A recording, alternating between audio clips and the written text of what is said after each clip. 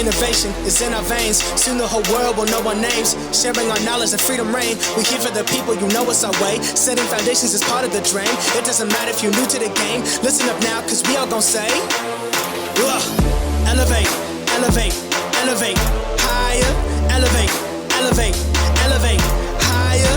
We gon' rise up, we all gon' shine. Work through adversity, stay on the grind. Elevate, elevate, this is our time. Elevate, elevate.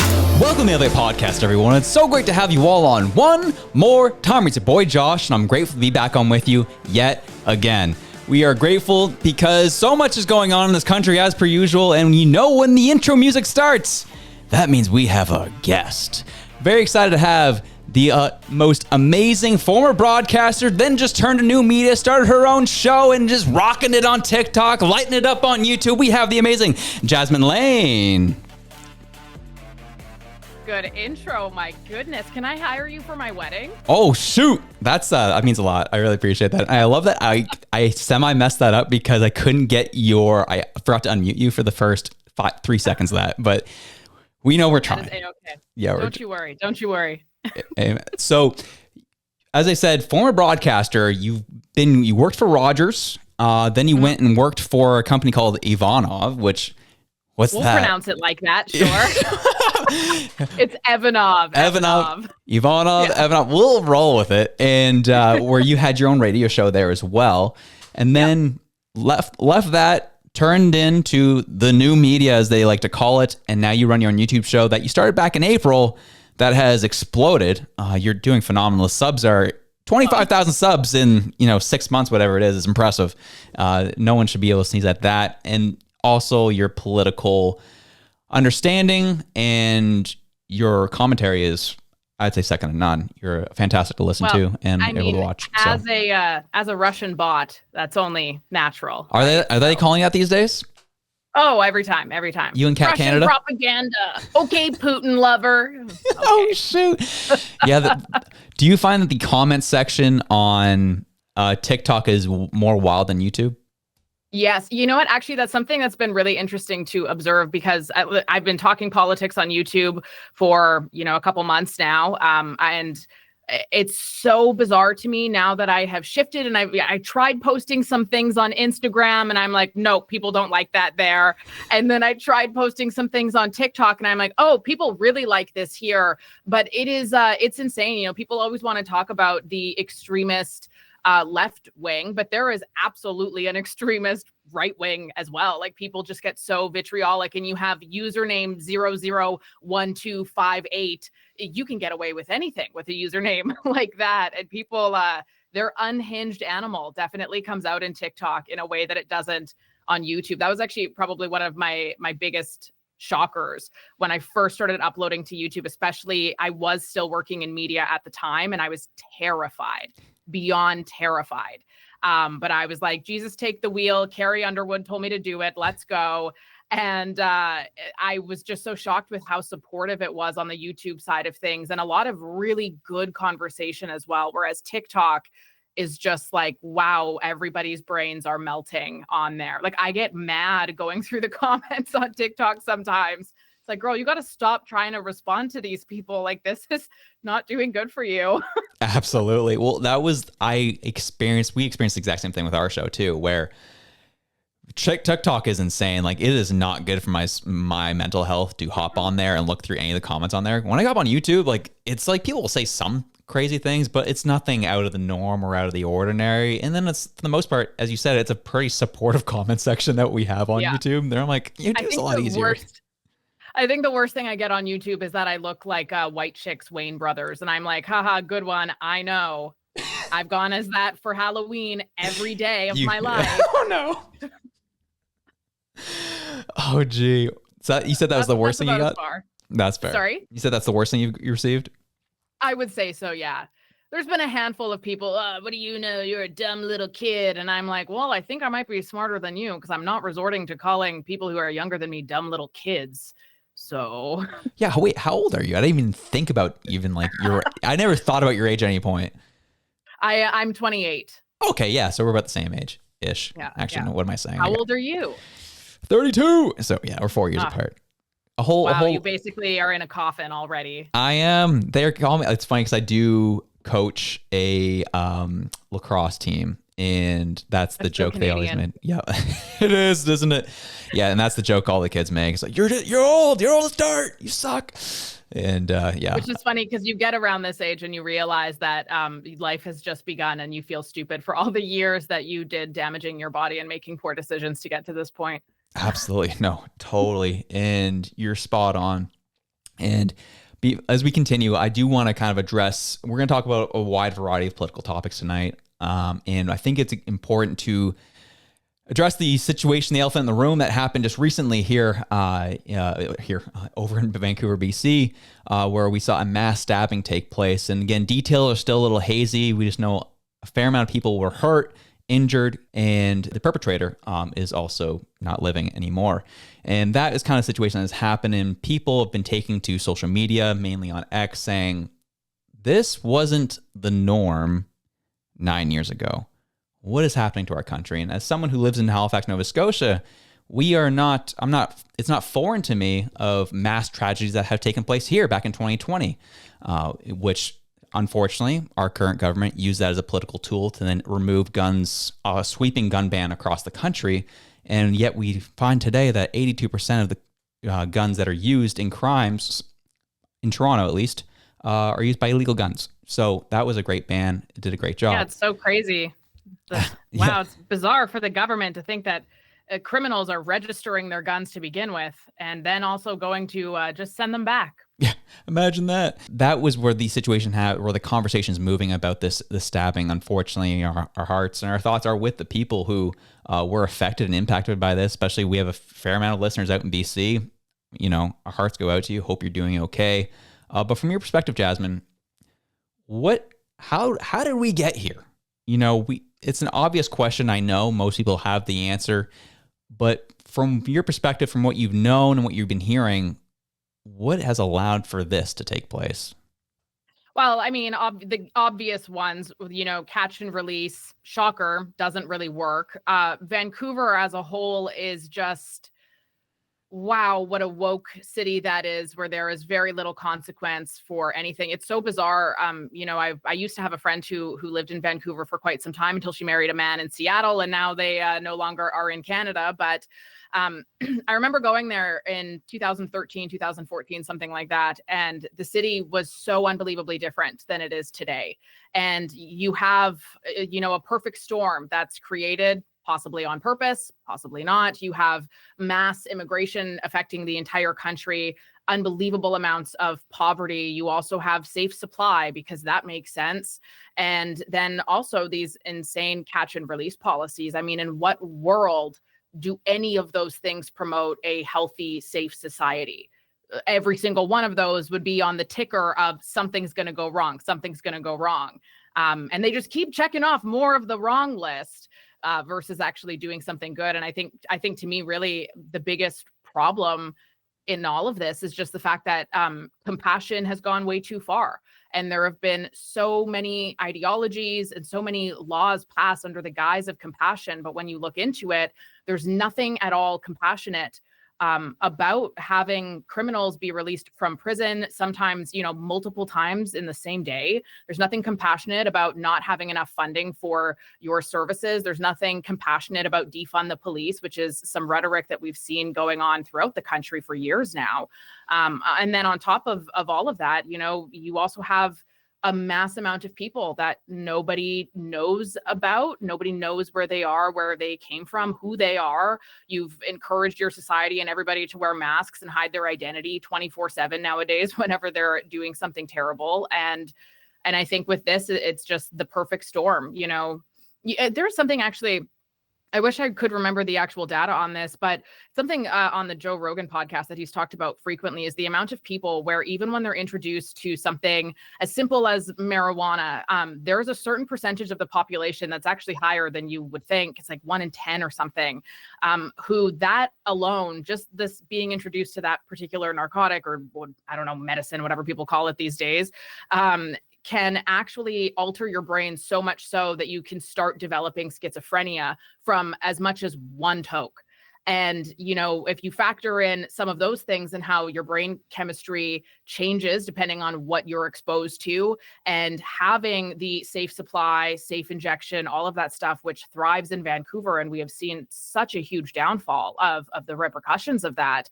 Imagine how many people are out there that really do just have a lot of untreated diagnoses, and also a lot of anger and frustration because they are stuck living this life that they don't want to, and, you know, 25 years ago wouldn't have had to. But if anything, it's like now all of a sudden this lifestyle is something that the elites who run the world pat themselves on the back for. Like, oh, hey, good job, us. We made somebody totally impoverished and addicted to something that, and it's all our fault. Hey, we did so good, everybody. It really is just a ripple effect. And I think we're going to see a lot of other things like this going forward as well. There's no way that you won't. There's stories like this happening in every city across the country lately, and there is absolutely a common denominator for why. Absolutely. And there's, you know, there's something to the whole safe supply argument that we've heard. And the issue is we're not even going to go down that path. But, you know, there's areas where, depending on how it's applied, it can work. The issue is there was no plan to this. It was throw them in a vending machine, throw them in the community, and hope for the best. And yeah, go on. Sorry. Yeah, I was just going to say it's interesting, you know, because Canada, we used half the model. Portugal would be a prime example. They introduced this, I think it was in the late 90s, if I'm not mistaken. Correct. And the first 10 years or so of the model was not greatly a success by any means. I was in Portugal a couple months ago, and let me tell you, that is one beautiful country with the cleanest streets ever. And that model, while it did take some time to implement and actually work effectively, it's this really crazy thing where, yes, absolutely, safe supply. There are many drugs that you can be on where if you were to quit cold turkey, you would die without a doubt. And there's a lot of people who are addicted to very strong drugs like that. And so to have safe supply in a setting where you also are offering people rehabilitation, that's what Portugal did. And, you know, we're decriminalizing drugs, but if you're caught with them, you have to go to rehab now. Whereas Canada, it's like, here, we're decriminalizing XYZ in Vancouver only, even though people are begging us to get rid of that. And if you get caught with it, you're not going to get in trouble. Actually, maybe our officers are just going to walk around with a little, hey, buddy, do you want a pipe? You just finished breaking into this store. No problem, though. Our jail's overrun anyway. Like, just go back out. Like, and that's why I say it's like compassion has just been totally lost. And for the people who argue it, absolutely, I understand the point of, oh, well, you know, you can't just quit cold turkey. No, duh. Of course you can't. But also, like, in what way is the rehabilitation that Canada offers a pamphlet inside of a safe consumption site that people grab to wipe their bottoms with on their way out? And it's a pamphlet for a rehab that costs minimum $20,000 a month. Like, what a joke, really. Yeah. And kind of going in that compassionate aspect too, where there's a handful of liberal policies that they've introduced over their 9 years. So again, in that name of compassion, yet there is such a lack of compassion because such little thought was put into a lot of these policies, which shows you that you didn't actually care. You just wanted to be able to point and say, we're the good guys. Here we are. And so I'm curious, like, I almost find that people vote in these directions to a fault. When I go back to the provincial election in BC, where, you know, the NDP won by a hair, but they still won. And after you're seeing everything in your streets and seeing everything that's going on, you keep voting for these guys. What do you think it is about BC residents that was like, yeah, we want to keep this party going? I mean, I think the propaganda has certainly worked a lot in terms of the Conservative Party. I think too, I'm not from the area, but I think a lot of their voter base, it's a very high immigration area. A lot of their voter base are people who came here under Liberal and NDP backed policies. So why on earth would you want to go and vote in the Conservatives when it was this other group that allowed you into the country to begin with? So I think that certainly has a lot to do with it. And worse than that, to be frank, I think like, for lack of better words, the woke mind virus is so real. And there's a lot of people that I think are so permanently damaged from that. And it is just, this chaotic virtue signaling, this chaotic narcissism where it's like, oh, we're going to support all of these things that are terrible because if I acknowledge that they're terrible, even though deep down and inherently I know that they are, but if I acknowledge it, well, then I'm a bad guy. But if I support it, then I'm a good person and I can show everybody that I'm a good person. Like, it's just this really disgusting narcissism, I think, that's been so unbelievably encouraged in the West as a whole, really, for the last, gosh, I want to say at least decade, but it started long before that as well. But the last decade, we have really been seeing just the virtue signaling nonsense where there is something so clearly in your face. It's something I say all the time. Like, there's so many people where you could slap them in the face with the truth and they still wouldn't feel it because they're so brainwashed, for lack of better words again. Yeah. For sure. And I'm going to push back a little bit. I think there's definitely truth to what you were saying about the mass immigration that has taken place and then typically voting in that direction of the NDP Liberals. Again, vote for the party who brought you here. My grandfather was the same way. He came over on a boat from Italy, told his family the rest of his life, you vote Liberal the rest of your life. That's what he did. That was kind of, that's how it kind of goes. But I remember having a guest on here just a couple weeks ago. His name is Kushal. He runs the Karvaka podcast. He is Indian and lives out of Ontario half the year, lives in Mumbai the other half. And we were talking about the BC election. And he's like, I'll tell you the truth, Josh. The brown people are voting Conservatives. It's those damn white people that keep voting the NDP. I don't get it. I believe that. And I was like, and there's like some truth to that where there's like, yeah, like they've come from a place that has conservative values. They want to see conservative values in their new home. And it's just these white people that are constantly feeling guilted out. They think the orange is the good. And if they don't vote for the orange, then I guess they're voting against their rights to have an abortion. These are the conversations, the thoughts that go through a lot of these people's minds.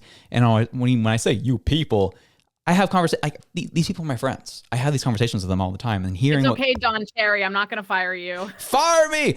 Yeah, no, but it's just more so that I love that. The problem is I see a lot of political podcasters who have a lot of ideas and thoughts about what the other side is doing. I like speaking to it because I live in a very red and orange city. It's just the reality.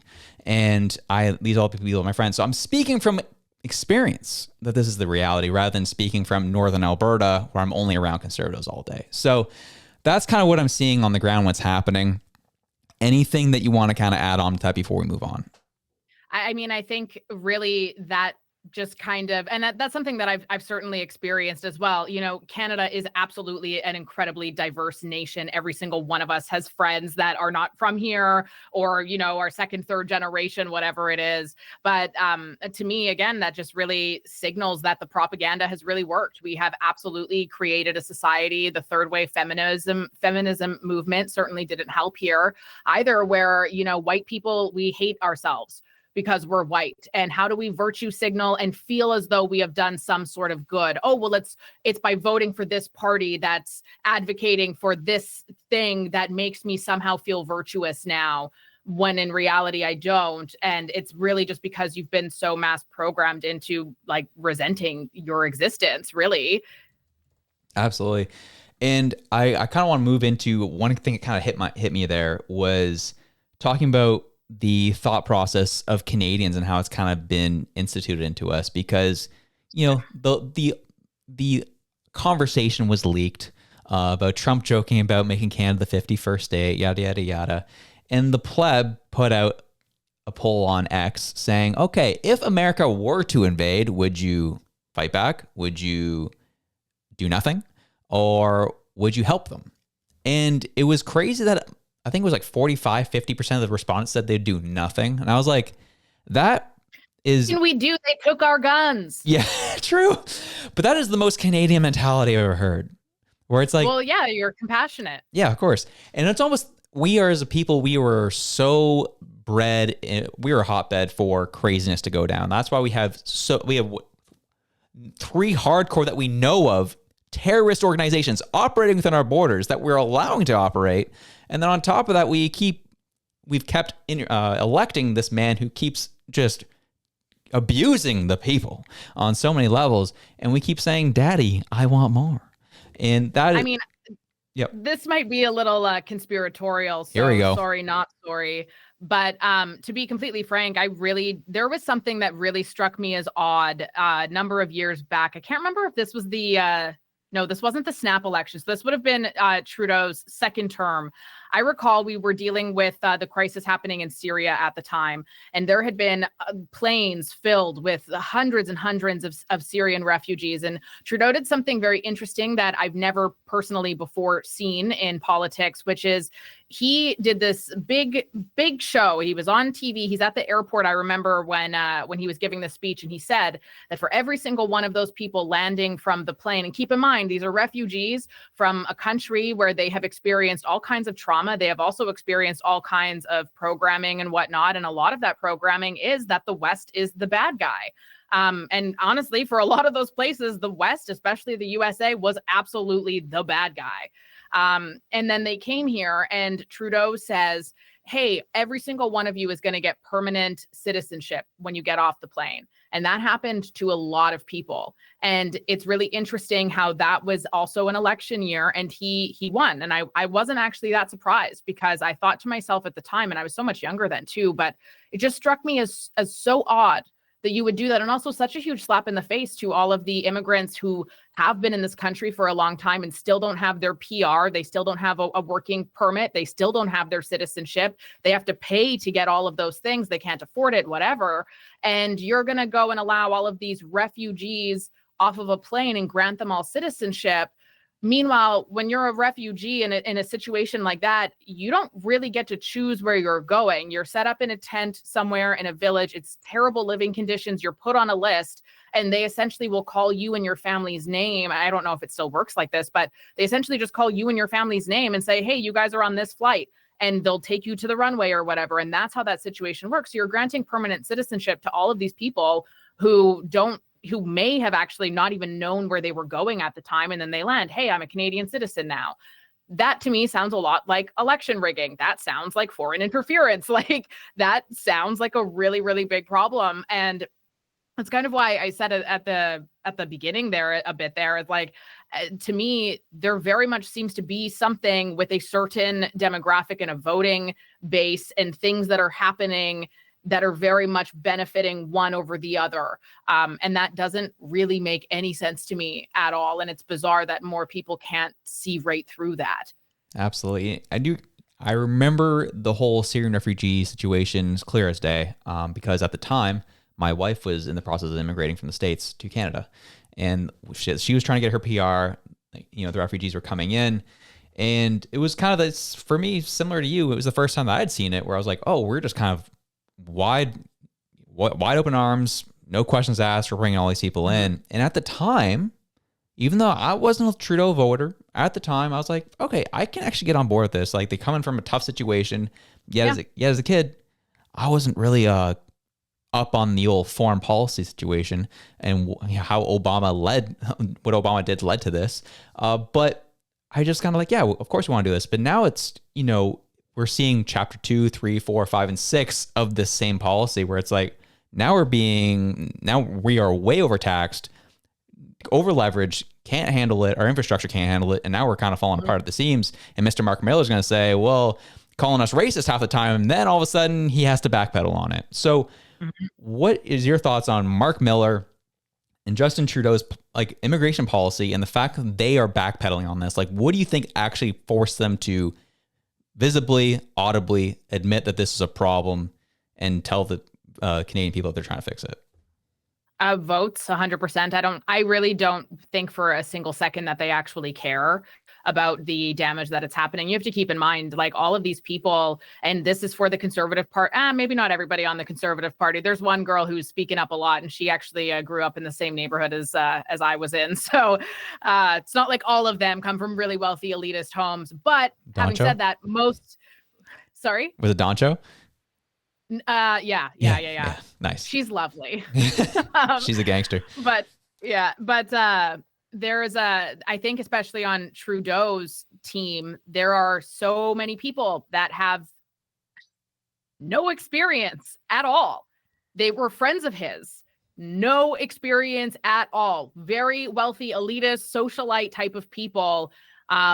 And like, I'm not shocked by it at all. I think that they were absolutely failing in the polls. I think Donald Trump's threat was huge. Having said that, though, Donald Trump's threat was so huge, yet Trudeau was in the House earlier today making fun of him again, calling him an irresponsible leader. Are you stupid? How stupid are you? What? Like, narcissist, please sit down. I want the real Randy back, honestly. But yeah, I could not even believe that earlier today. I don't think that they care. I really don't. I think that it's all about virtue signaling. It's all about entitlement. There is so much narcissism, and obviously it's not like I can go and diagnose any of these individuals, but you see these characteristics and these traits, and you hear stories of people who were formerly in the party, and it just really makes you think a lot, because there's something here that is not normal.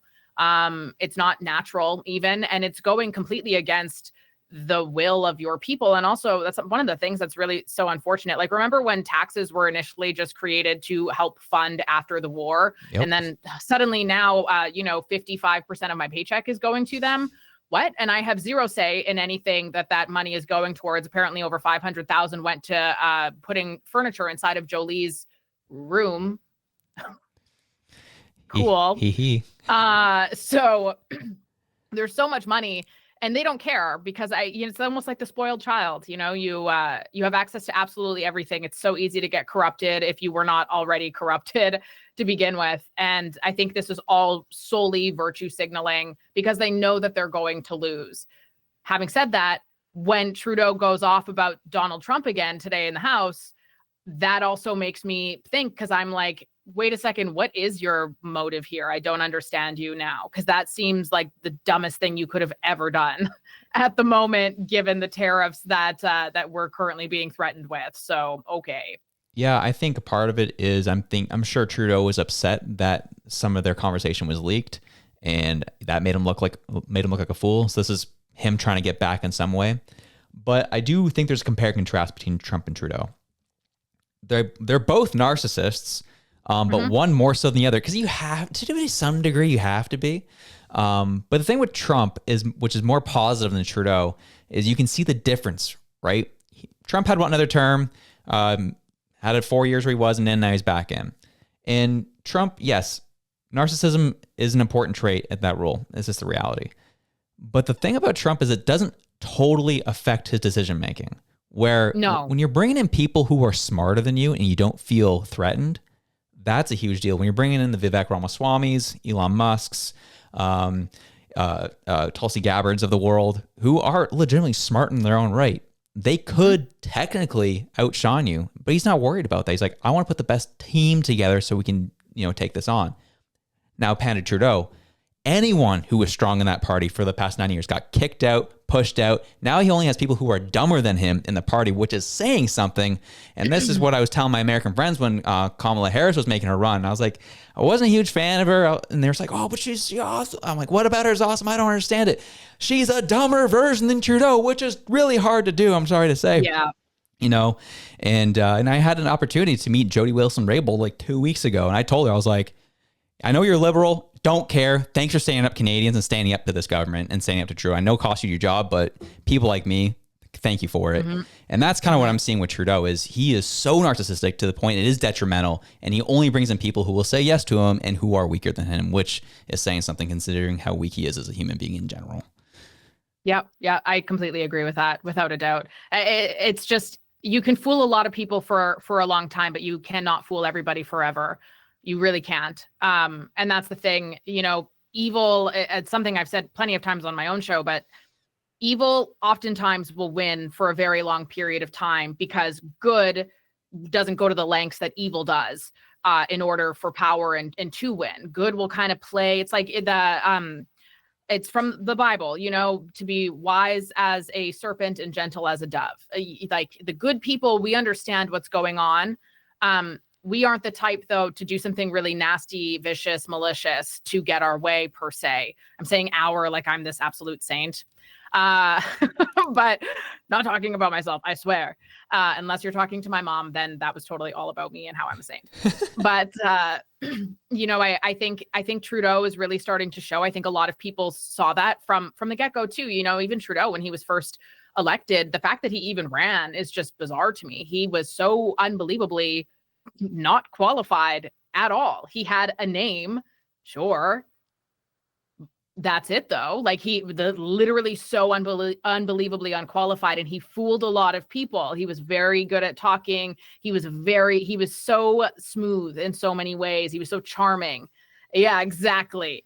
Yeah. I'm going to give you guys free weed. God. Let's go. Yeah, that was even for me. I remember, again, whatever I was, what are we at now? We're in early 20s when he ran. And I remember at the time, I was Harper supporter through and through.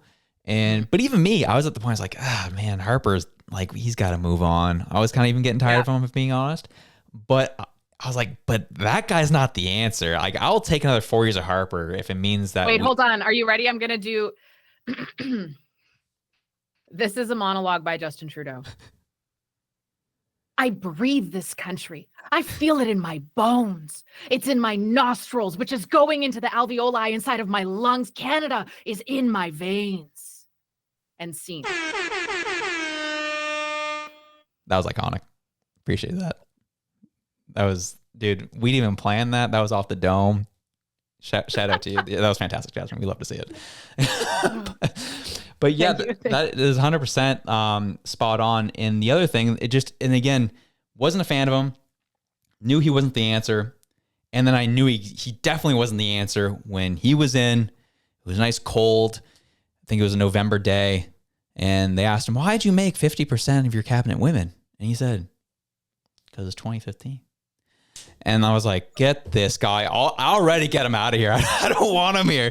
Who does this? Like, this was the biggest red flag to anyone if you really were paying attention. Like, but the timing was so good. Oh, dude, it was Frey, you can tell he was a drama teacher, right? It was well delivered, I'll be honest. It was well delivered online. The timing was so good. Oh, it was so good. But that was the issue too, where it's just like you just hired a bunch of people based on immutable characteristics. And now fast forward 9 years later, he's ran his whole government that way, and look at where we are.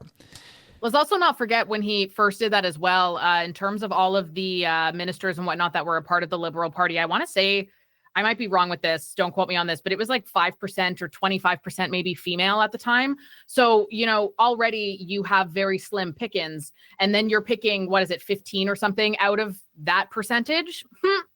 Okay. Going to be the best. Good luck. They're going to be the best. The best thing we've ever had. Like, I just, that's the thing though, too. It's just virtue signaling. Like, it's one of my biggest frustrations. One of the things that has made me more conservative than anything has been my absolute detest and rejection of virtue signaling. Because I just think that that's so silly. Obviously, women can do a just fine job if they want to be doing that. No duh. But at the end of the day, to just pick women because they're women, what? Like, that is the most insane thing I've ever heard. And do you want to know who I want to have run my country? People who are good at it. Don't care who they are. Just ideally somebody who has, I don't know, maybe worked in politics before. Somebody who knows what they're talking about. Somebody who's anything, I guess. Other than like, oh, hey, I met this girl at a party and she was pretty cool. So, hey, do you want to come on and be minister of whatever? Stupid. Yeah, well, I think you kind of hit something there, which I think is, we'll jump into it right now, is the reality of Melanie Joly soft launching a potential bid at the Liberal leadership. And through the New York Times, which is hilarious because all you've heard from the Liberals is, don't bring American-style politics north of the border.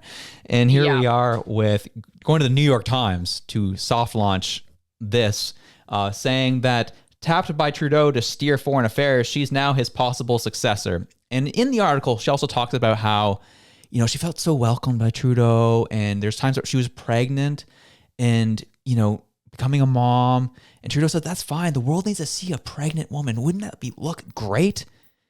That just, again, shows the virtue signaling up the wazoo, and which is just so infuriating. And it's like, at no point where he's like, I think you're going to do a good job. It's no, get your pregnant self out there. Let the world see you. And it's like, okay, well, this is fantastic. But I know you had some thoughts about this from your perspective. What is your thoughts on this whole Melanie Joly situation? We already know that, you know, she's dropped $500,000 on furnishing her apartment in New York City. Obviously, the New York Times is like, what's up, y'all? I know you said before the show, you got something to say about this. Let me know. So how long do I have roughly? Just so I can keep a little clicker for myself here. You got as long as you want. First and foremost, as much as I do not like to play into this sort of discussion in terms of politics, because we really don't know, and I don't like to make speculation or assumptions. And there's a lot of things that, due to the very high emotional contagion that politics and angers and frustrations carry, a lot of people like to run with this one. They call Joly Trudeau's mistress. I don't know if that's true. I'm certainly not going to be somebody to go and break into that one. But for the sake of comedy purposes only, I mean, the title of this, the headline of this article was iconic. Tapped by Trudeau. And that's all that I'll say about that one detail. And again, I don't like those kinds of jokes or commentary, but I did think that was very funny. Overall, though, you know, everything about this is so bizarre. The New York Times, first and foremost, is absolutely a deep state CIA operative. There have been so many books written about that. There have been so many things published by them that have absolutely swayed elections, that have swayed wars. The New York Times has been around for a really long time. And if you haven't, you should definitely look into how it got started, who funds it, and some of the insane sources that they get their information from. Like, it is absolutely a government agency of sorts, kind of lurking in the shadows. I think the New York Times in general is just like one of the least credible, most insane versions of propaganda heard of in terms of media, which is really quite a damn shame, because if you were a broadcaster or a journalist going to school, people would always say, oh, look up to the CNN and the New York Times. And then you get older and you realize, I'm being indoctrinated. So the fact alone that this is even on the New York Times is so bizarre to me. And to me, it just makes me trust the Liberal Party that much less, if I can be honest. Again, conspiracy theory, oops. But it's like, New York Times, why are you doing an op-ed about Melanie Joly? Why? Like, that's so weird to me. We have all of this insane stuff going on with Trump, and even for Trudeau's cabinet. For them to think that it was a good idea to run this article right now, what are you doing? Like, that's so crazy to me, the fact that she did that, and I don't know if he had knowledge of it prior. Everything about it just screams red flag. I don't trust it. I don't like it. However, there were a lot of other things in this that I thought were incredibly telling. If you kind of read in between the lines, think about it with a little bit of common sense as well. I copy and pasted some of it just so I wouldn't forget. So I'll quote a little bit of it here. Come on. But so as an example, inside of this op-ed, Joly had said that she refused the position of doing foreign policy. Why? Because she had no foreign policy experience. It says, and I quote, she lacked foreign policy experience. And she also didn't want to be traveling because at the time she was trying to have a child through IVF, which again, to what you had said earlier, was very interesting that Justin Trudeau says, hey, you should do this. She says, no, I have no experience. That's respectable. And he says, no, but you should really do this. And she says, no, I'm trying to have a baby. And then here's where the narcissism plays in. All of a sudden he goes, man, could you imagine what it would be like if you were on that stage with your pregnant belly? It would signal to the world that women have babies. Like, what? And she's like, oh my gosh, wait a second. So now not only can I have a baby, but I can also be photographed on the world stage as having a baby. Whoa. Okay. That I'm sold. That's what sold you? Are you kidding? Like, ew, gross. You're the last person in the world I would want to have in politics because of that. And that was really a huge premise of this entire op-ed as well, is the fact that there were so many things pointing to the fact that she was trying to have a child. Oh, Trudeau's so great and nice. I have no experience, but I was going to be the first woman out of whatever Trudeau's team at the time who had a baby. Like, bro, people have babies all the time. That's what Instagram is for. You can show off your pictures there. Like, if you have no experience, you shouldn't be taking the job for first and foremost. And I think Karina Gold have something to say about that too. Yes. And then on top of that, though, and here's where my inner woman comes out slightly, is the fact that okay, so Melanie Joly is having a really hard time having a baby. Obviously, she's going through IVF. So she's in that process with her husband. She ends up getting pregnant. This is prior to when she actually took the job, but she had already accepted it, to my knowledge, at that point in time. And she ends up having a miscarriage. Absolutely devastating, horrifying, especially when you really want to have a baby. That is so unbelievably sad. And I may not love Joly, but I do think she's very pretty. And for that, I will always be jealous.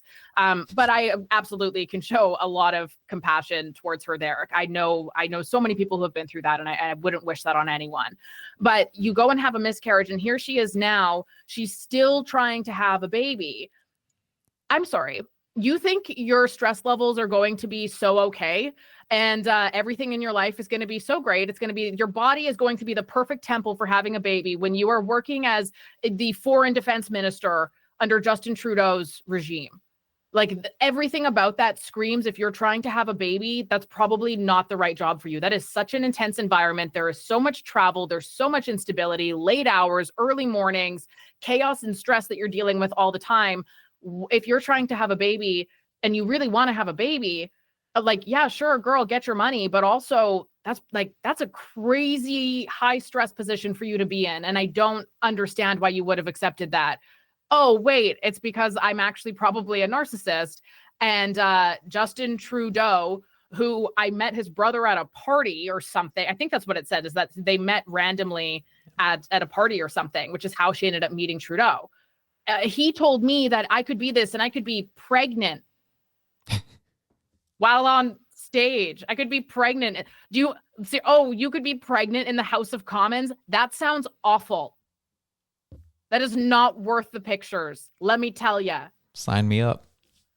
So as a whole, this whole op-ed, very odd to me. Again, zero experience. To open this up by saying I have no experience whatsoever. Yeah. That's what a terrible, you are off to a bad start for sure. And I don't know, everything about it, I just think it's really bizarre. And also too, she clearly hasn't done that great of a job. Look at the incident that happened with India recently. Look at the blame, Trudeau goes up on stage saying, we know that they were involved in the murder of this Khalistani terrorist separatist. I forget what his name is, but and to go up on stage and say all of that, only for the RCMP and Indian intelligence to come back and say there was actually no evidence whatsoever. I don't know why they said that. Like, the RCMP came out 2 weeks ago saying that they actually had no evidence at all. So why would you go up on stage and do that? What are you trying to do to our country before, like, why are you're on your way out? So what are you doing here? And the fact that they would say, oh, she's going to be his successor. That's a no from me, dog.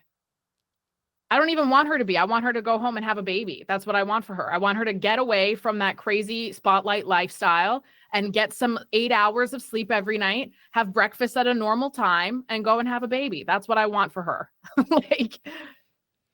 Rant. Yeah, love the rant. That was fantastic. We are going to clip every bit of that and throw it up on TikTok for the haters to hear. But you bring up a lot of great points. And what I found really interesting is, people who are kind of new to media are not really fully understanding. It's not like the New York Times just called Melanie Joly one day and said, we need to do this piece on you. It's getting bland down here. Trump won. We need some hope in the liberal side of the aisle here. No, the liberals called the New York Times and had this done. Yep. Flat out. Absolutely. And that, as you said, the timing is really weird because, these things can happen quick, but they don't happen within 2 days. No. So clearly they've been planning this. I'm sure the Trump stuff, doing his stuff on Truth Social and through some, a monkey mentioned things. But what do you think? Thoughts? You know what though? That's the thing, is these things do take time. To my knowledge, for the most part with publications, it can be anywhere from, 3 to 6 months or something in advance. Obviously they do last minute things as well, but something like the New York Times, unless it's a breaking news story, like an op-ed, you're taking your time there. She spent a day or 2 or 3 with a journalist who was taking notes as she was living her life and talking and doing a photo shoot. That's usually how that type of stuff goes. And that's why I say the timing is so bizarre, because they would have obviously done this quite a while ago. I presume, at least within a couple weeks ago, probably a month ago. And then all of this stuff with Trump comes out, and it's not, because again, it's not breaking news. It's a piece. It's an opinion piece, an op-ed. They could have at any point in time said, hey, you know what? Let's actually push back the release of that one by, another week, because we're dealing with all this crazy stuff right now. And that would have absolutely been granted. So the fact that this went out when it did, this just came to me. Pay attention to this while this is happening over here. That's exactly what that is, because we have something really, really serious that absolutely requires all hands on deck, all attention. And what is the media running with right now? It's not running with the fact, I can't believe that just came to me. It's not like it's running with the fact that, Trudeau just got absolutely humiliated by Donald Trump again. It's not going to be that. No, oh, look at Melanie Joly. Oh, she was going to have a baby. Oh, she had IVF. Oh, she had no experience and met Justin Trudeau's brother at a party, and suddenly she got the job. What the hell? What? I got to start going to parties. It's true. You got to start meeting people. It's a wild time. And, oh, man, it's just, I know you started off saying like you don't want to touch it, and I don't want to either. But when I did see that piece of the article, I was like, again, from the stories that have come out about Trudeau over the years and how he's treated females in his cabinet, I'm like, it wouldn't be far off from my perspective that something, whether consensual or not, happened. I think there's some manipulation there no matter what. I don't personally think that, that's the thing too. There's been, and not even just women, there's been a lot of men that have come out too, saying things about how awful he was because he is probably a narcissist. Right. But to me, I think that there's a lot of people who, sorry, I'm like stumbling over my words trying to think of how I want to say this. Yeah, no worries. But I think that she probably has absolutely experienced a really uncomfortable dark side to him, and not in terms of anything sexual or anything like that. I'm just saying in terms of somebody really messing with your brain, really manipulating you, gaslighting you, coercing you, as he did. Apparently he worked on her for months. It was like 3 months that he worked on her to have this job as minister that she was turning down for very, very valid reasons. And he would not let up. He wanted it to be her. Why would you want it to be her, a woman who has no experience? That's really bizarre to me. But more than that too, I truly believe, and I've been in situations like this myself, like media as a whole is a very dark world, my guy. Like there's a lot of, you hear horror stories, and I would argue almost all of the ones that I've heard have turned out to be absolutely true. And there's a lot of really crazy hierarchy, power dynamics happening there. And it's very easy for women, especially, to just kind of be stomped on, mistreated, sometimes have really terrible things happen to them. But you have this great promise of the end result of fame and fortune, And so you allow these really awful things to happen, and you just sit idly by, and you're very meek and very complacent, and you let people do and treat you any type of way because you have this hope. Or perhaps at that point too, whatever fire it was that was inside of your soul has already been so squished out of you that there's nothing left there, and you are just kind of in the motions. And I think that I would not at all be surprised if Joly has certainly experienced some of that, especially given what we know from past women that Trudeau has worked with and how he's treated them, and how much they were quite literally just a purse for him to wear. It's not like because they weren't there because of their skill. They were there because they were an Indigenous woman. They were there because they were a Black woman. They were there because they were a future pregnant woman. Like it was the purse that he's wearing to show off, to virtue signal.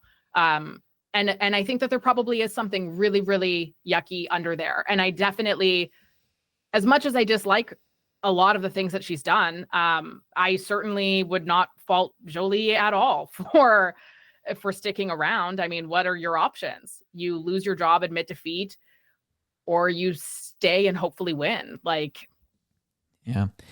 And I think you bring some very, very valid points there. And I think you sum that up even in a better way than what I was trying to do. Is, yeah, there's something going on in terms of just whatever it may be, some type of manipulation. In Trudeau, if someone like Trudeau is trying to push that hard for someone to be a part of something, a couple reasons, is either he thinks you're easily manipulated, so you won't push back, or two, it could be both, as you said, wearing her like a purse. She's going to be pregnant. She's trying to be pregnant. Let's get her out there. As we've seen, that's his history with anyone he picks to be part of his team or his cabinet. So I think you bring us some great points. And if I'm being honest, when I do see her in press conferences and media, again, I've never seen a pre-Trudeau Joly in my life, but she does strike me as someone who doesn't seem happy. Mm-hmm. She does strike me as someone who there's something, going on there. And as much as you can almost like see it in her eyes or something. Yeah. There's something off there. And I don't want to be a weirdo about it, but you just feel something's a little off.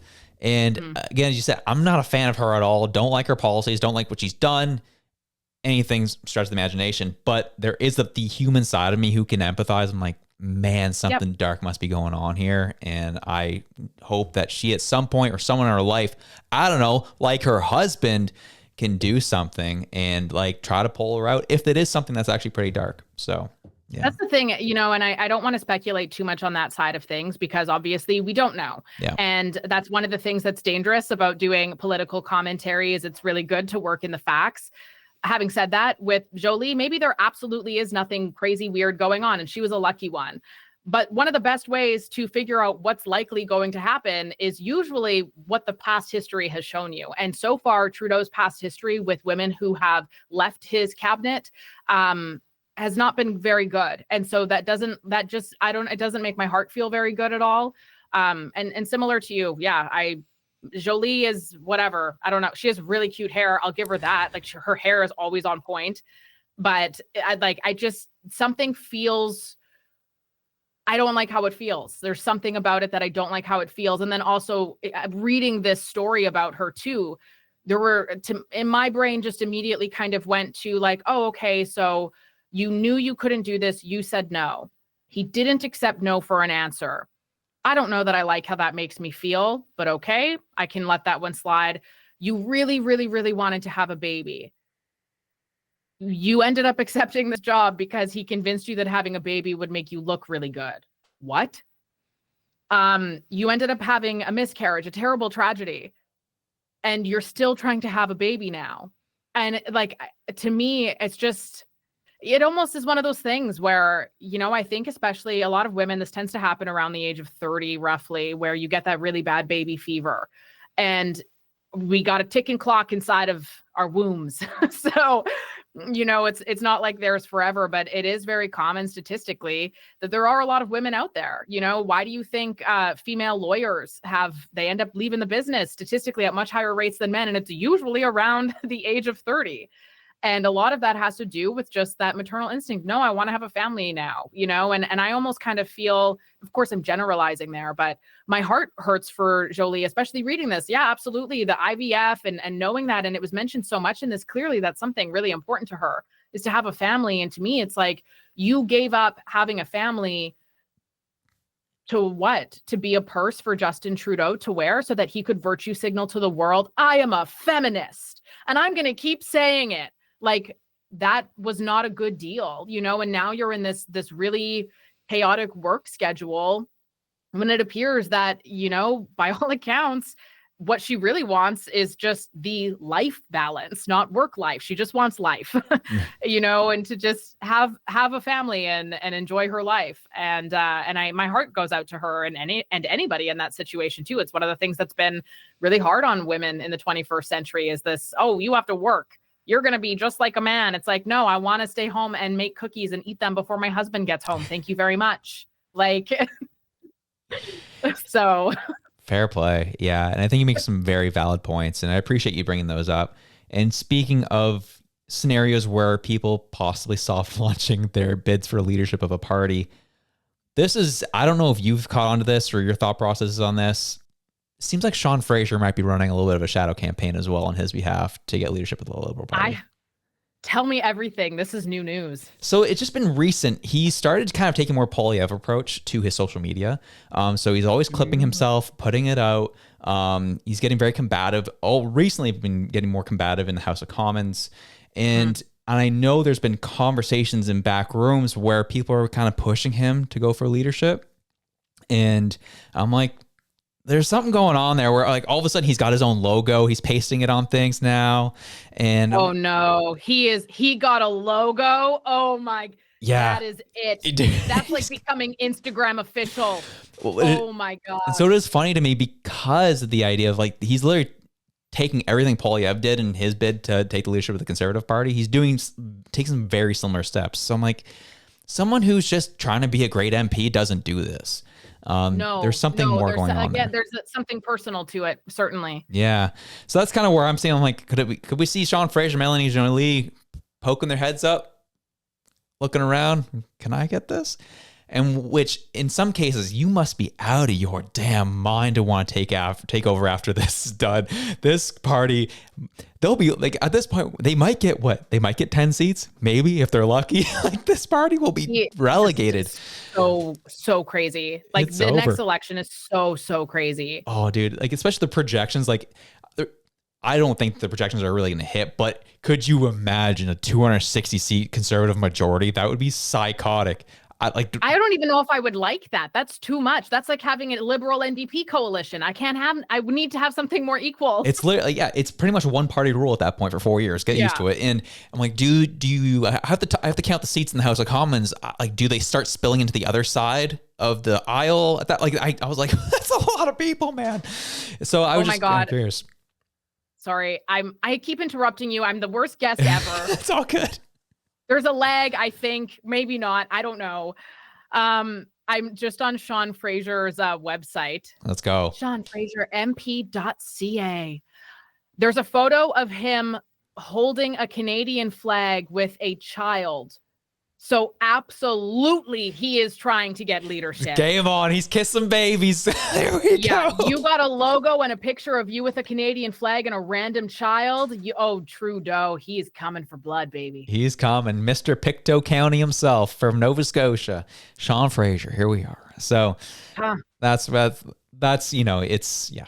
I think it's pretty clear out there, especially if you know politics. That makes perfect sense, though, really. I mean, that's the thing, too. Trudeau's whole cabinet is saying, please get away from us. Please leave us alone, please. And he refuses to. So what are you going to do? Well, I better start trying to make this guy is absolutely sewering us and destroying our party name, which is such a damn shame, too, because in reality, in Canadian politics and American democracies, like you need to have the whole point of having all of these different parties that have different seats and majorities and minorities, blah, blah, blah, is because you're ideally going to have enough people representing the most probable common good for the greatest amount of people by sharing all of these insights and whatnot. And so it's so disappointing, really, that there has been so much vitriol between the Liberals and Conservatives. And what Jagmeet has done to the NDPs is just, wow, have you ever disgraced that party name? So it's such a sad scene right now, really. And I don't blame any of them at all for being like, oh, I guess I better step up my social media game and hopefully people might not associate me with that guy. Yeah, that's actually a fair point. And when I'm looking at even what Jagmeet has done to the NDP, my heart, honestly, my heart breaks for Jack Layton, man. Like, look at what your wife's turned into. Look what you handed this party over that you worked so hard for. Like my nan, hardcore NDP orange her whole life, worked for Chrysler, Union, hardcore, says, screw that party. I'm out. She's done with them. She's voting Conservative for the first time in her life in the next election. Like, wow. This woman is 78, 79 years old right now. And she's I'm done. Like, they don't represent anything. They don't represent workers anymore. They don't represent anything that we're about. It's insane. And I was like, and it was always this is one of my memories growing up as a kid. my nan and my dad arguing over politics over Christmas dinner. My dad's conservative, my nan is NDP, and that's all. It was kind of fun. It was what it was, and that's what I remember. So to hear her just switch, he's like, done, I'm out. It just shows you how much this guy screwed up. So it truly is really, really sad to see. And, that's one of those things, like I said, where it's such a disservice. All of these party leaders, and the conservatives are certainly guilty of it too, of just like BS in the House. Like, okay, enough. Like, let's get some stuff going here. Everybody's very guilty of it. It's very, very vitriolic. That is the political landscape these days. That's what poor leadership has created. And it's so funny, actually, because, if you look back at history in terms of radicalization in any particular way, whether that be left or right, or any, rebel groups forming, why did any of that stuff happen? It always happened due to the elected leader failing. And then you will have extremes that take place on either side because people's needs are no longer being met. And we are really, really seeing that here in Western society.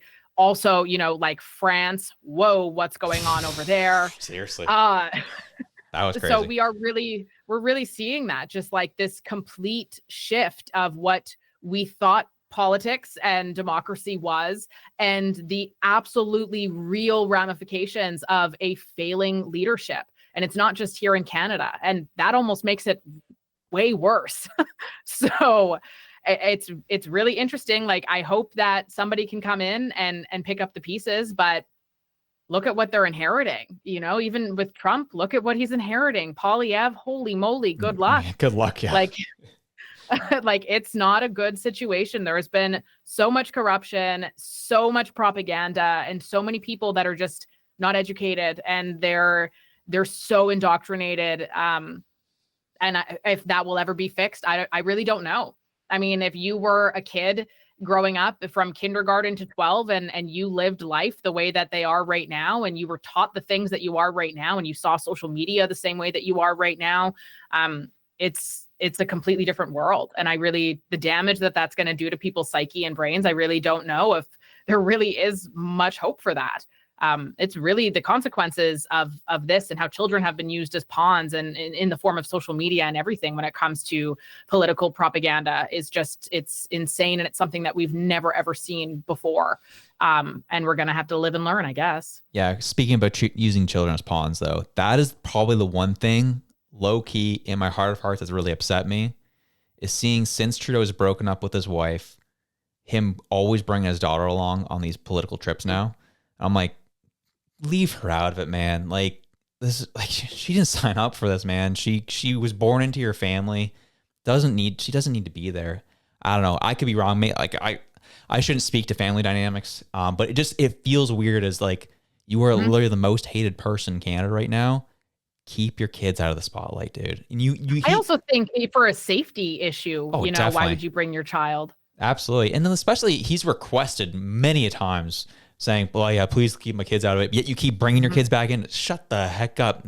Narcissistic behavior. That's what we're seeing. Yeah. So virtue signaling. Yeah. Yeehaw. That's what he does best. So that's kind of where I think things are essentially left and where they're at this point.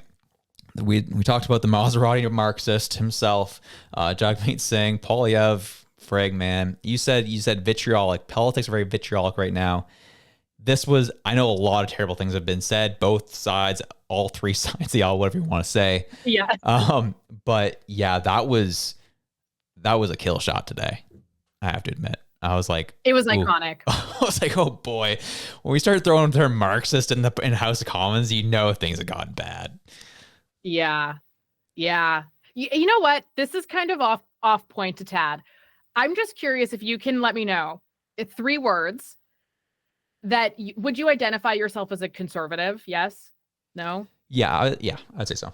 Moderate, conservative, definitely, somewhere around. Maybe kind of old school libertarian, which means right wing extremist nowadays.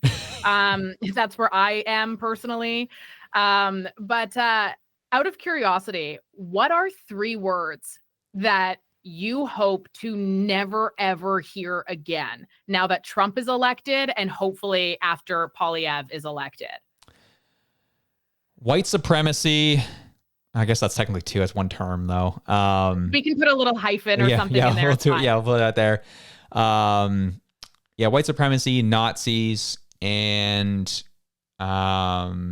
what's a good third one here? That's nauseating at this point. Far right. Ooh, okay. Yeah, that one. Mine, you stole one of mine. Mine would for sure. Mine is absolutely. I never want to hear Marxism again.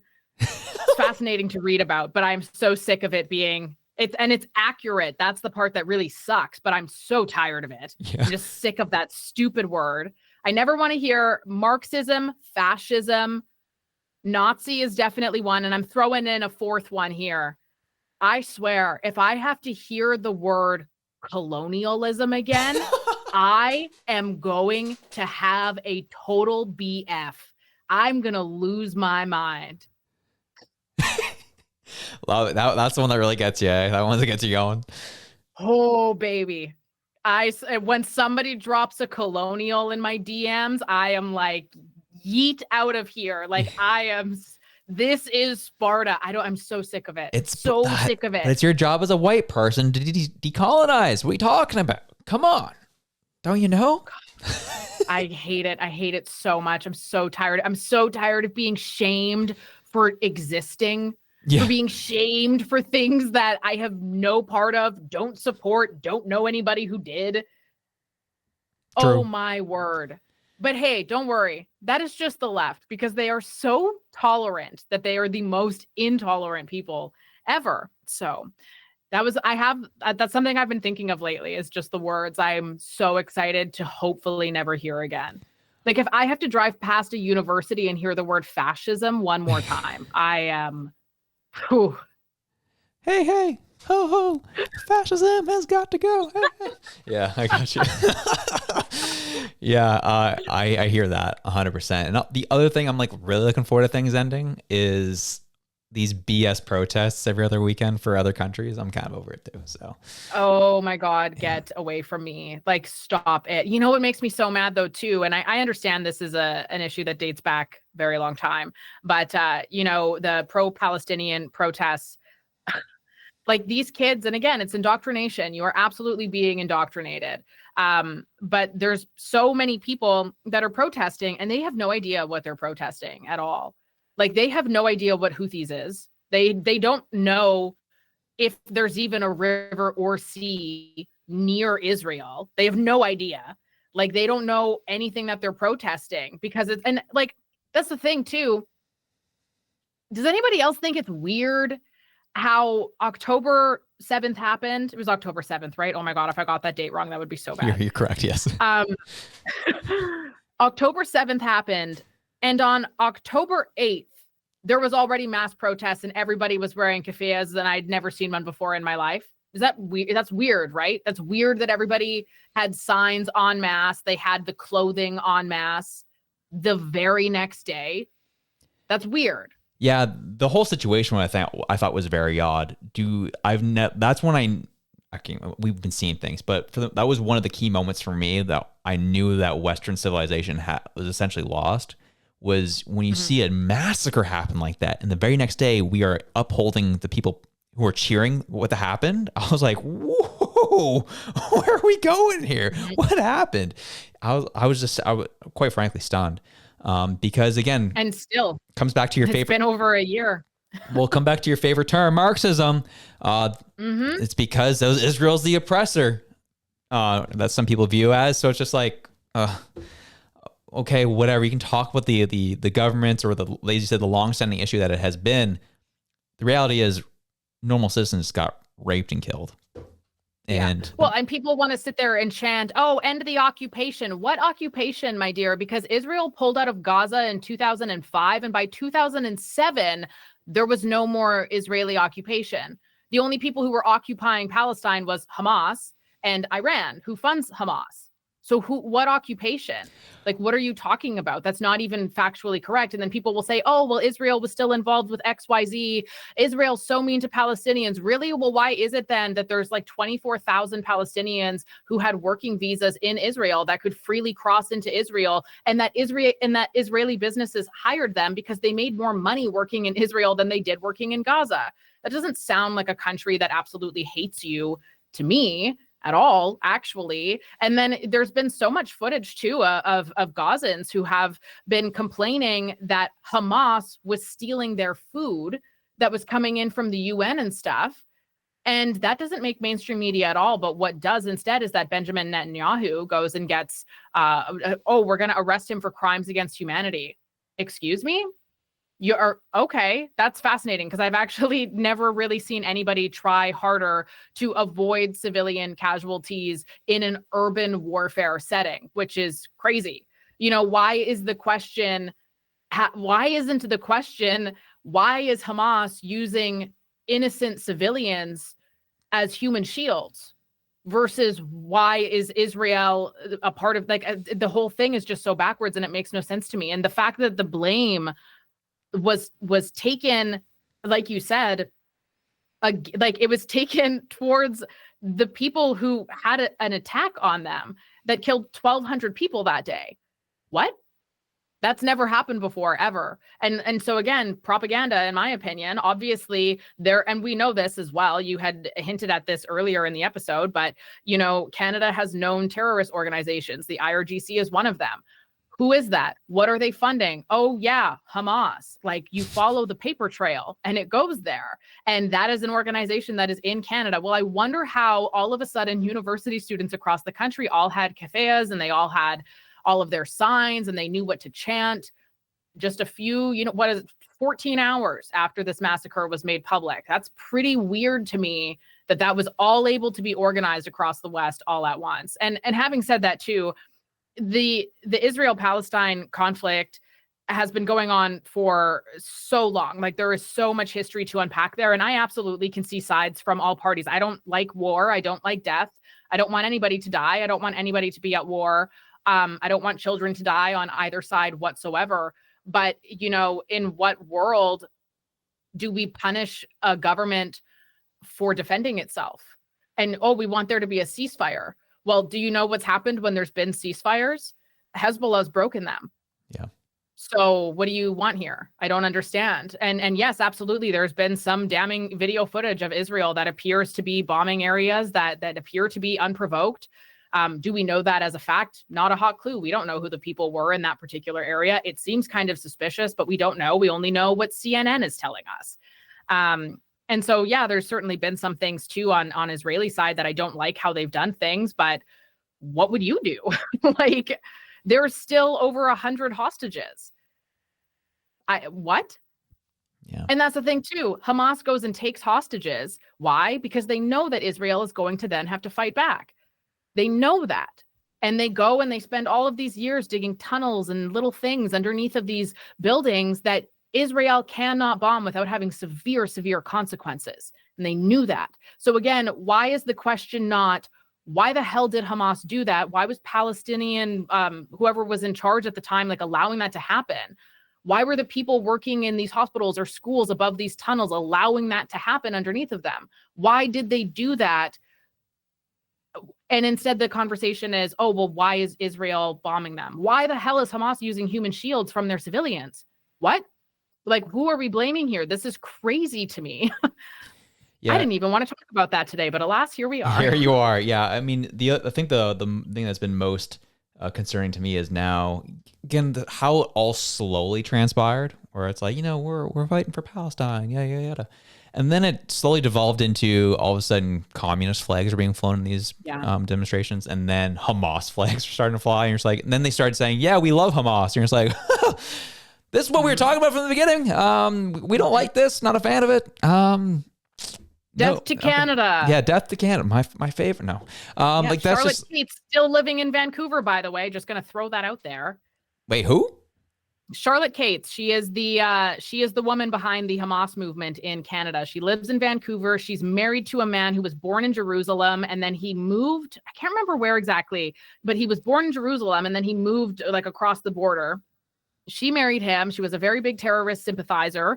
And the two of them actually lived together in Germany for quite some time until her husband was deported from Germany due to his hateful rhetoric, due to his terrorist sympathies, due to some of the things that he was planning. He was deported.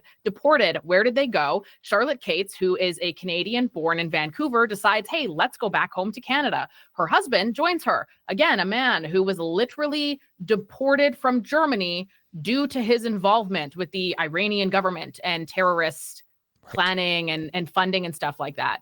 And then he comes to Canada and he gets a Canadian citizenship. No problem at all. Charlotte Cates fully supports Hamas. Charlotte Cates I think this would have been close to 2 years ago now, was actually flown to Iran by the Iranian government, who is somebody who scares me more than anybody else in the world. And she got a human rights award from them for all of her great work defending all of their organizations, and came back to Canada. No problem at all. Started the pro-Hamas stuff in Canada. That's been going on for years. Still getting funded, by the way, which is funny because I remember bank accounts being frozen with the trucker convoy like so fast. But yep, Charlotte Cates still getting funded, still has a citizenship. So does her husband. No issues at all there. She was arrested, was not charged with anything though. Yeah, she was burning the Canadian flag, chanting death to Canada, all that jazz. And cool. Yeah, sounds very policing. Sounds very awfully similar to Lauren Southern being dragged before Parliament here over tenant media of something that happened in the United States over being funded by Russia. Yeah, we have people here actively being funded by Iran, running terrorist organizations or sympathies at the very minimum, and they don't get touched. We welcome terrorists. That's what Canada does best under this leadership. Can't wait for the day where we can kick all these people out and say, no, we don't advocate for murdering mass amounts of people and burning our flag. We're just not a fan of that. So looking forward to a leadership that can actually act on that. Gee, wow, what a wild end to that episode. Thanks for diving deep in with me on that. Well, it's great having you, Jasmin. Fantastic. We talked about a lot, got into a lot, but very grateful for you taking the time out to be on the show, share your expertise and your knowledge, and also maybe get the show in a little bit of trouble. And that's what we're here for. We like to cause a little ruckus over here. So happy for it. Thank you so much. No problem. We let all of our guests, 1 minute to plug whatever you want to plug away. Oh my goodness, to plug whatever I want to plug. Well, honestly, I just want to wish you a very Merry Christmas and Happy Holidays, and that you're taking good care of yourself and your family, and make sure that if you have a dog, you buy them extra treats on behalf of myself and mine. God bless. Was that terrible? That was great. That was awesome. You had a whole opportunity to plug your YouTube channel. You didn't do it. Well, I mean, there's only one of me, so people will find me. It's Jasmin with no E. I'm like one of the only women doing this in Canada at the moment. But yes, if you wanted to give me a follow, I do a lot more really in-depth deep dives into all sorts of things, politics, largely Canadian, and culture, society, that sort of thing. Just search Jasmin Laine, no E at the end of Jasmin, and Laine spelt like the former Winnipeg Jets player, Patrick Laine. And yeah, it's actually pronounced Lane, not Line. I imagine that. Yeah. We'd love to see it. I was here first. True. She's claiming her ground. Well, thank you all so much for coming. And thank you, Jasmin, for bringing on the energy. Whatever it is you're doing, whether you be going to work, lifting at the gym, or hanging out with friends, whatever you're doing, wherever you are, we love you. We're out. Peace.